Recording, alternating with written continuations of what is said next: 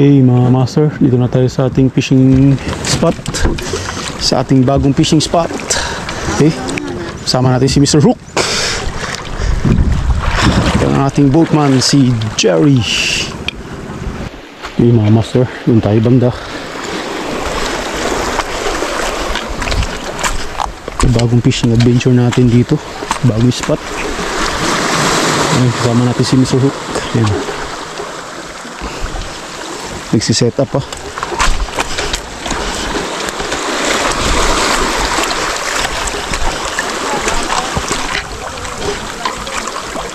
Try tayo dito sa gilid-gilid. Okay, mga hagis. Uy, fish on kagad oh. Fish on. Fish on tayo mga master. Grabe, yung mga hagis pa lang to. Uy, torsilyo. Torsilyo kagad.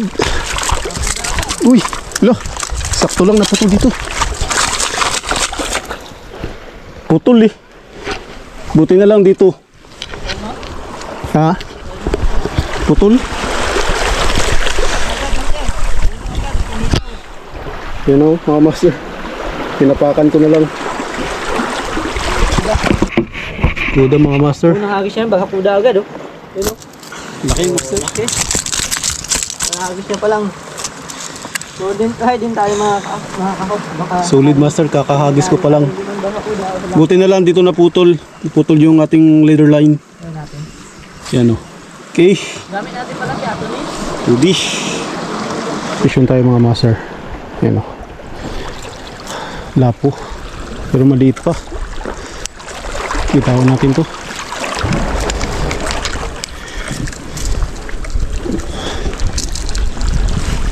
Ito mga master. Maliit ang mga lapo dito.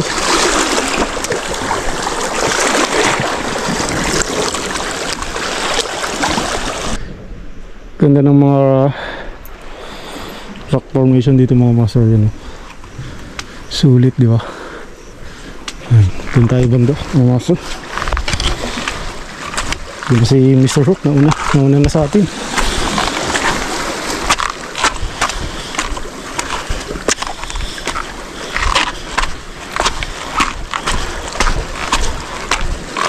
Try tayo dito kung kaya natin maabot dito banda.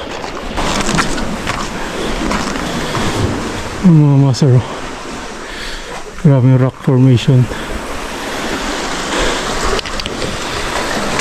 Mura diba?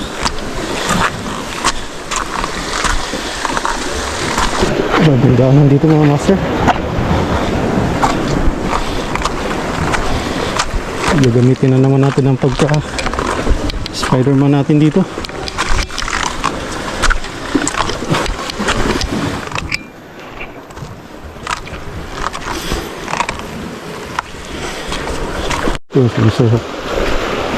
Diyan tayo datawid din mamaya.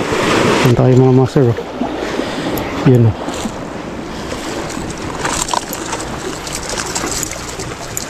One spot.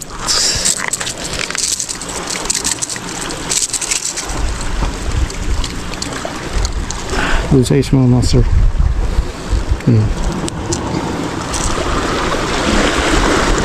Ulit tayo ng mga pamain mga master.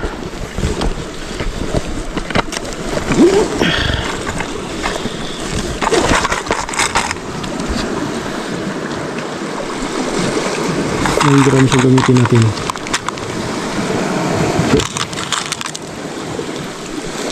Ito mga master. Yan ang gamitin natin. Kalawang na. Hirap na sa pamain mga master.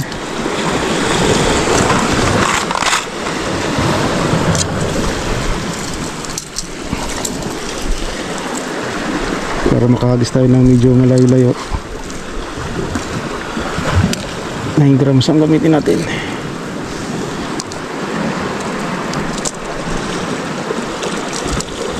Six grams lang kasi yung mga master ang ginamit ko kanina. Ito 9 grams. Hagis tayo sa malayo.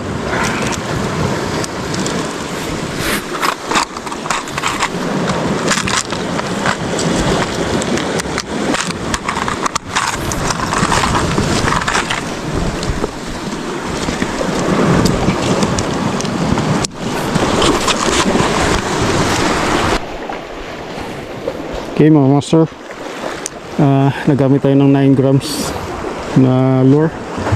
Kanina kasi 6 grams ang ginamit natin. Yan, kulay pula pa rin para medyo malayo-layo yung hagis natin. Fish on na tayo mga master. Okay, laki.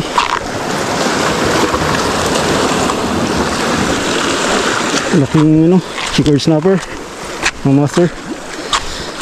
Ito pala yung kumakain sa akin kanina. Nakahuli tayo ng chickered snapper. Ito. Oh, yan, solid oh. Yun. Ito pala yung kumakagat sa akin kanina, yung na-unhook kanina. Yan. Laki. Ito yung nakahuli natin. Yan, 9 grams, kulay red, parang ghost shrimp siya. Ban fishing yan mga master.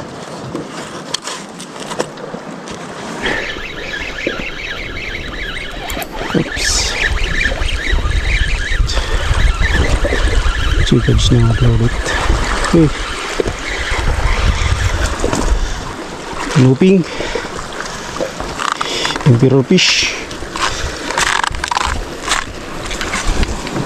Emperor fish.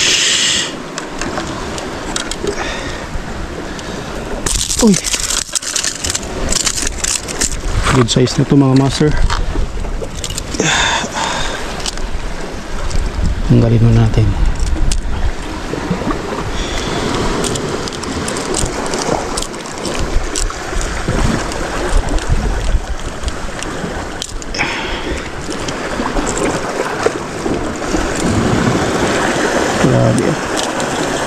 Grabe yung pagka-hook sa kanya.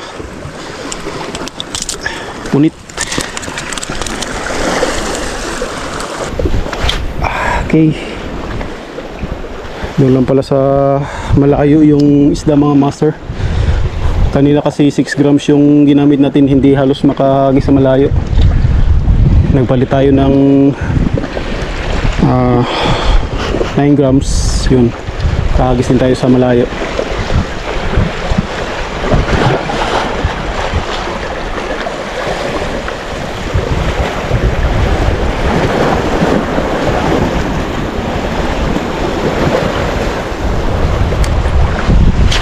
Doon. Yun. Ganun lang mga master pag medyo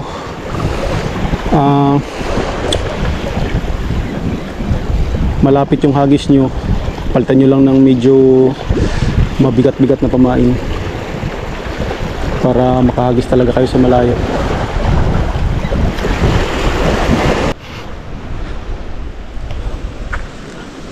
Ito naman tayo dito mga master. Tingnan natin yung dito.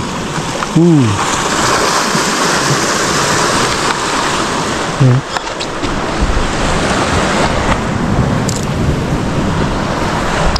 Sulit.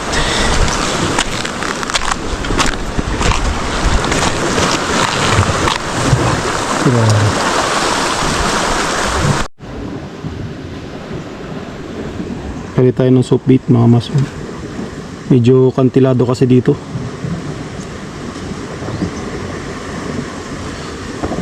Ayan. Ayan o. Lapo.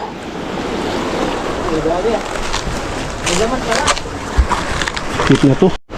Ayan, good size na mga master. Keep na natin to.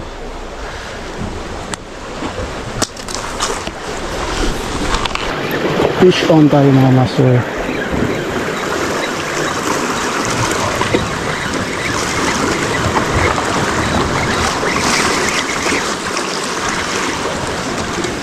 Hit. Pwede na to. Triple P-Rush. Pwede.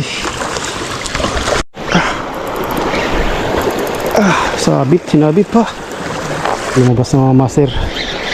Ito. Kalaki, bangkilan. Buti na lang nilabas. Yan nga mga master, nakahuli tayo ng ito, bangkilan. Pagkalaki. Yan o. Unang beses ko lang ito nakahuli ng ganito kalaki na bangkilan tsaka ganitong isda.